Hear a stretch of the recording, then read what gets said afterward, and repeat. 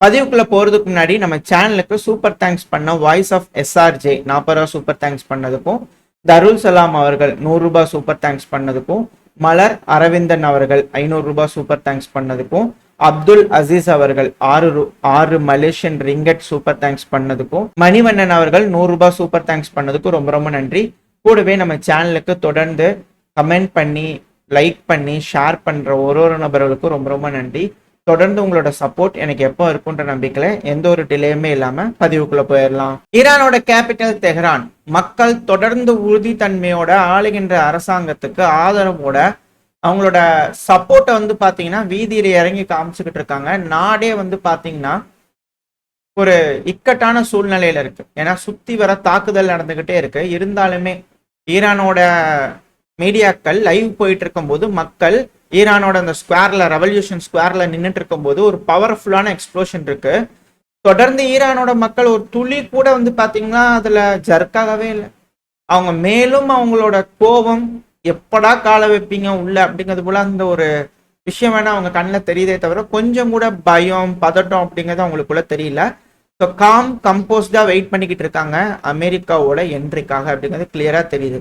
So ஆட்சி மாற்றம் திரும்பவும் மோஜ்தபா கமேனி அவர்களுக்கு நாங்க குறி வைப்போம் அப்படிங்கிற சொல்லிட்டு இருக்காங்க. அவங்க என்ன செஞ்சாலும் சரி, எத்தனை நபர்கள் அவங்க தூக்குங்க சரி, ஈரான்ல கடைசி நபர் இருக்கிற வரைக்கும் கண்டிப்பா சண்டை பிடிப்பாங்க அப்படிங்கிறத இந்த விஷயங்களை வச்சு நம்மளால கன்ஃபார்ம் பண்ணிக்க முடியுது. ஸோ மக்களோட உறுதித்தன்மை, தொடர்ந்து குண்டுகள் போட்டாலும் சரி, ராக்கெட் செய்யனாலும் சரி, பாம்பரை கொண்டு வந்து மிரட்டினாலும் சரி, எதை செஞ்சாலும் சரி, ஈரான் விட்டு கொடுக்குற மாதிரி இல்லை. உலகத்துக்கே வந்து பாத்தீங்கன்னா ஒரு சிறந்த உதாரணமா ஈரான் இருக்காங்க அப்படிங்கிறது போல இந்த ஒரு பதிவு பார்க்கும்போது நம்மளுக்கு தெரியுது. ஆனா இதே நீங்க போனீங்கன்னு வச்சுக்கோங்களேன், இஸ்ரேல் பக்கத்துல போனீங்கன்னு வச்சுங்க, யாராவது டெல் அவிவ்ல அட்டாக் நடக்காத வீடியோ ஏதாவது பிடிச்சி போட்டீங்கன்னா 5 வருஷம் சரி தண்டனை. என்ன நினைச்சிருக்கிறீங்க? நம்ம நாட்டுல தாக்குதல் நடக்குது, எடுத்து போட்டுக்கலாம்னு நினைக்கிறீங்களா அப்படிங்கிறது போல. ஆனா ஈரான்ல இருக்கக்கூடிய தாக்குதல்லாம் வந்து பண்ண ரெஸ்ட்ரிக்ட் பண்ண முடியாது. இன்டர்நெட்லாம் டவுன் பண்ணாங்க. பட் இருந்தாலும் ஸ்டார்லிங் டெர்மினல்ஸ் டிப்ளமேட்ஸ் தூக்கிட்டு போறாங்க அப்படிங்கிறதெல்லாம் பார்த்தோம். இது போல பல விஷயங்கள் இருக்கு. உள்ள அதை எதுவும் பெருசா பண்ற மாதிரி இல்லை. அவங்க என்ன தாக்குதல் நடந்தாலும் எது நடந்தாலும் அவங்க எதுவும் பயப்படுற மாதிரியும் இல்லை, எதுவும் பண்ற மாதிரி இல்லை. பட் இப்பேற்பட்ட அழிவுகள் ஏற்பட்டாலும் அவங்க கொஞ்சம் கூட அவங்களோட உறுதித்தன்மையை விட்டு கொடுக்குற மாதிரி இல்லை. ஆனா இஸ்ரேல் தாக்குதல் நடக்கிறத காமிக்கிறதுக்கே பயந்துக்கிறாங்களே ஏன் அப்படிங்கிற கேள்விகள் இருக்கு. பார்ப்போம், இன்னும் கொஞ்ச நாள் எல்லாம் மாறும், மாற்றங்கள் வரும், மக்கள் வெளியே வருவாங்க. எல்லாம் கொஞ்ச நாளைக்கு தான் அவங்களால அடக்கி ஒடுக்கி கண்ட்ரோல்டா கொஞ்ச நாளைக்கு தான் வச்சுக்க முடியுமே தவிர ரொம்ப நாளைக்கு வச்சுக்க முடியாது. ஏன்னா ஈரானோட மிசைல்ஸ் எல்லாம் பங்கர்லயும் போய் அட்டாக் பண்ணுது அப்படிங்கிற செய்திகள் வருது.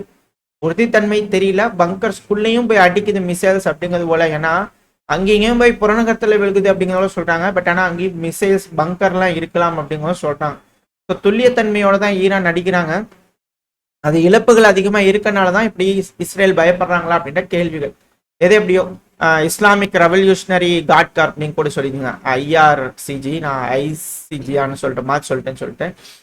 ஸோ IRGC நீங்க CGன்னு சொல்றேன்னு சொல்லியிருந்தீங்க.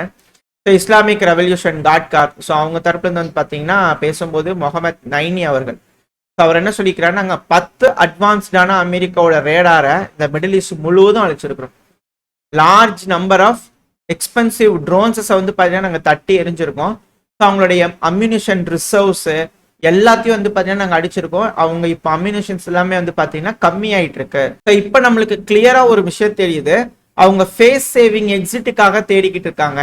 ஆனா நம்ம அவங்கள துல்லியமா தாக்கிட்டு இருக்கோம் அப்படிங்கிறது போல அவர் தப்புன்னு சொல்லிக்கிறாரு. அது மட்டும் இல்லாம நம்மளோட ஆர்ம்டு ஃபோர்ஸ் ரொம்ப க்ளோஸா மானிட்டர் பண்ணிட்டு இருக்கோம். அமெரிக்காவோட நேவல் கப்பல் இருக்கு இல்லையா, அது எப்போ வரும்ன்றதுக்காக நாங்க எக்ஸ்பெக்ட் பண்ணிக்கிட்டு இருக்கோம். ஸ்ட்ரைட் ஆஃப் ஹார்மோஸ்ல அவங்க வரும்போது கண்டிப்பா, அதுவும் குறிப்பா USS ஜெராட் ஃபோர்ட் இருக்கு இல்லையா, விமானம் தாங்கிய போர்க்கப்பல் வரும்போது நமக்கு துல்லியமா அதை தாக்குவோம் அப்படிங்கிறது போல இவர் தரப்புன்னு செய்திகள் வரும். ஏன்னா ட்ரம்ப் அவர்கள் இருக்கா இல்லையா, சும்மா சைக்காலஜிக்கல் ப்ரெஷர் போட்டு பார்க்கலான்னு நினைக்கிறாங்க.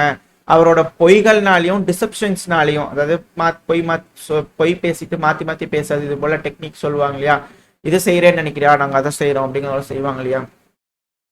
ஏன்னா ஜெராட் ஃபோர்டை வந்து பாத்தீங்கன்னா அரேபியன் சீ கிட்ட கொண்டு வந்து நிப்பாட்டிக்கிறாரு. அங்க பிரான்ஸோட கப்பல் வருது. யூகேல வந்து பார்த்தா பாம்பர் ரக விமானம் வச்சிருக்காங்க. எதை எங்க வந்து அடிக்கும் அப்படிங்கிறது போல ஈரான் எல்லா பக்கம் பார்த்துட்டு இருக்கும்போது நம்ம இங்க குழப்பி விட்டு ஏதோ ஒன்று மீன் பிடிக்கலாமா அப்படிங்கிறது போல செய்வாங்க இல்லையா. ஸோ அதை அவர் மென்ஷன் பண்றாரு. ஸோ ஈரான் வந்து பார்த்தா நாங்க கரேஜஸா நின்றுட்டு இருக்கோம். அங்க கண்டிப்பா இந்த பிரச்சனையை ரிசால்வ் பண்ணுவோம். இஸ்ரேலோட அக்ரஷனும் அமெரிக்காவோட அக்ரஷனுக்கு எகெயின்ஸ்டா தொடர்ந்து போரை வந்து பண்ணா ஃபுல் ஸ்ட்ரென்த்ல வந்து பண்ண கொண்டு போயிட்டே இருப்போம். நாங்க தான் டிட்டர்மைன் பண்ணுவோம் இந்த போர் எப்போ முடியும்னு நாங்க தான் முடிவு பண்ணுவோம் அப்படிங்கிறதோட ஈரான் தரப்புல திரும்பவும் சொல்லிட்டு இருக்காங்க. அவங்க தெளிவா வந்து பாத்தீங்கன்னா இந்த போரை வந்து அவங்க கண்ட்ரோல் வச்சிருக்கணும் அப்படிங்கிற நினைக்கிறாங்க. அது இப்பவும் வச்சிருக்காங்க. அப்பாஸ் அக்ராச்சி அவர்கள் போன பதில சொன்ன மாதிரி தான் அமெரிக்கா கண்மூடித்தனமா அட்டாக் பண்ணலாமே தவிர அதனால எந்த ஒரு ரிசல்ட்டும் கிடைக்காது அப்படிங்கிறத தெரிஞ்சுக்கலாம். ஈரான் ஒரு முடிவு எடுத்திருக்காங்க.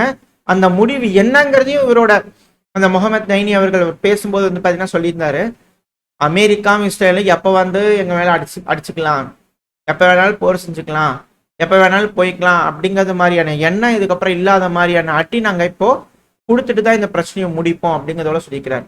ஸோ அது போல ஒரு சூழல் வர வரைக்கும் கண்டிப்பா இவங்க அட்டாக் பண்ணுவாங்க அப்படிங்கிறது புரிஞ்சிருக்கு. ஸோ இதுல இருந்து என்ன சொல்ல வராருன்னா அமெரிக்காவோட டோட்டல் டாமினன்ஸும் கொலாப்ஸ் ஆக போகுது மிடில் ஈஸ்ட்ல அப்படிங்கிறத நம்ம புரிஞ்சுக்கலாம். எப்படி இதுக்கப்புறம் இது பில்டப் ஆக போகுது, ஈரானோட ரெஸ்பான்ஸ் இனி எப்படி இருக்கும் அப்படிங்கறத பார்க்கலாம். ஏன்னா ஈரான்னால எத்தனை மிசைல் ஏவ முடியும், என்ன செய்ய முடியும் அப்படிங்கிற ஒரு கேள்விக்கு என்னன்னா, இப்ப நம்ம ரஷ்யா உக்ரைன் பிரச்சனையை பார்த்தீங்கன்னா உங்களுக்கு புரியும். ஜெர்மனி 30 பேட்ரியாட் மிசைல்ஸ் வந்து பாத்தீங்கன்னா உக்ரைனுக்கு கேதர் பண்ணிக்கிறாங்களாமா.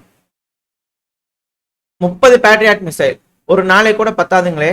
ஏன்னா ரஷ்யா வந்து பாத்தீங்கன்னா ஒரு நாளைக்கு ஆவரேஜா 122 ட்ரோன்கள் ஏவுறாங்க. இப்ப திரும்பவும் 122 ட்ரோன்கள் ஏவி இருக்கிறாங்க. 10 ட்ரோன்கள் ஹிட் ஆயிருக்கு.